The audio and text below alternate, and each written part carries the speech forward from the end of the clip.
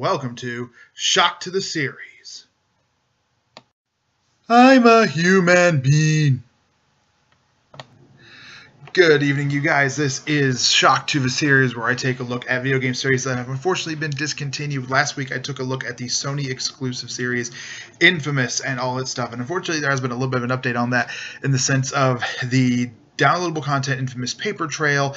The online parts of that are going to go offline by the end of the year, according to Sucker Punch Studios. So if you haven't finished that, try to get on that. It just adds a little bit more to the Infamous Second Son story and the characters involved in that. And I think I completed that before I just before I had other things to do. This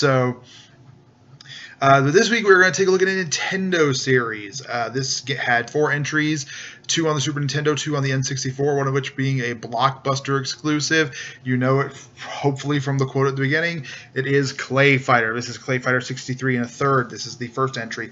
And on the N64. On the Super Nintendo, there was Clayfighter and C2 Judgment Clay. And on the N64, there was 63 1/3 and 63 1/3 Sculptor's Cut, which was a Blockbuster exclusive title. Very hard to come by now. There was going to be another game. There was, I believe, Clayfighter Call of Putty coming to WiiWare and DSiWare, but Interplay seems to have gone off the map, and this title went with it. And there hasn't been any signs of any Clayfighter game coming. I really liked this game. My parents weren't into a lot of the real violence that Mortal Kombat and Street Fighter brought, but this was Clay. This was a little different. And so I played Clayfighter when I was young, and I liked it, and I got Clayfighter 63 1/3, and I liked a lot of the characters. I realized today some of these characters wouldn't nearly go over as well. There was one character who never made it into... he was considered for Clayfighter 63 1/3. He didn't make that. And then he was still considered too offensive for even the Sculptor's Cut. And I think today some of these characters would have to be toned back a little bit. Like there is a Asian fighter called Kung Pao, and he's a little offensive. A lot offensive, probably, to be perfectly honest. Some of the more original characters, the likes of Dr. Kiln is really cool. I love Blob. That's why I put the quote in the beginning from Blob. He is my favorite fighter on there easily. He turns into a buzzsaw. He becomes a bottle. He becomes a car. He becomes a magnitude of things. And he's so fun. His stupid puns. I'm a human being. He becomes a bean. And he turns into a trophy. Never planned it. And things like that. You have Bonkers. The clown, who I believe was voiced by Tom Kenny, the guy who does SpongeBob, and so that's kind of weird. He's SpongeBob, and he's also this weird, murderous clown made of clay. And the Merry-Go Clown. You have Bad Mr. Frosty, Get him, little buddy, and Snowball. The combo system was really fun in the vein of Killer Instinct, and that was the thing. It mixed a lot of things together. You had this combo system where it was where it called out all the hits. So if you had 3, it was an itty bitty combo, but if you had like 30, it was a queen combo, and then you had like these massive like mega 100 hit combos or something that were like, I believe, like Killer Instincts, like ultra combos, where it's just beating them up over and over again. You had basic supers, and these were ripped from other fighting games. Ikebod Clay had to take on the Shoryuken, Woohooken, and things like that. You had Claytalities. I almost forgot about these. So these were in the vein of Mortal Kombat, but of course it's all clay, so it's all kind of fun stuff.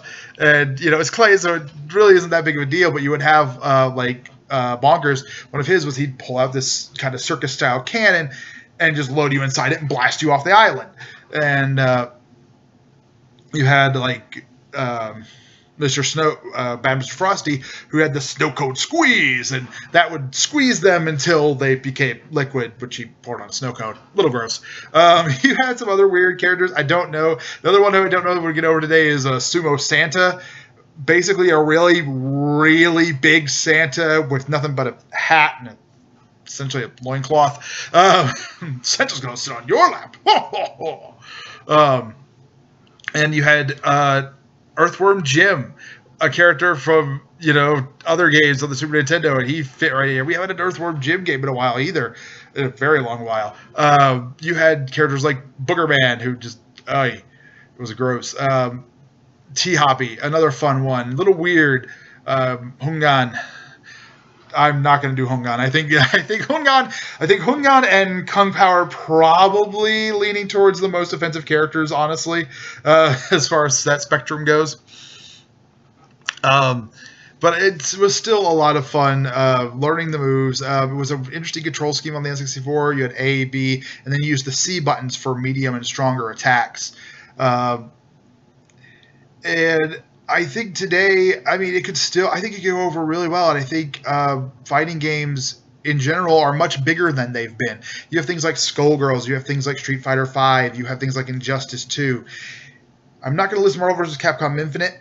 I don't want to get into that discussion. But I think fighting games are so much bigger now than they've really ever been, especially with things like Evo and pushing things like DLC and things like that.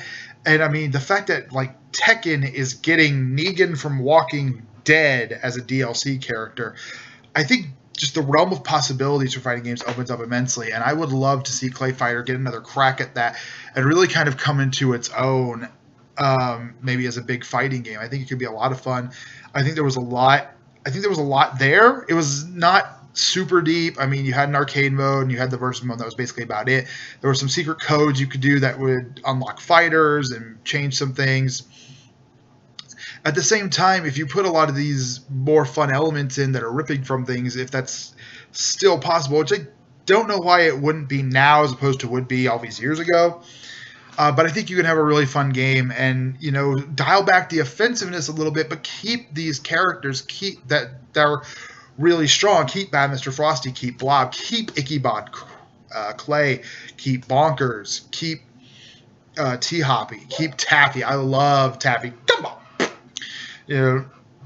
And I think some of them are really innovative and different. It's not... you don't get a lot of characters that morph into things and that fire candy and things like that. So I really think Clayfighter is something that needs to be given maybe one more chance. Again, post your opinions in the top. I'm still learning this, right? I will learn one day, I promise.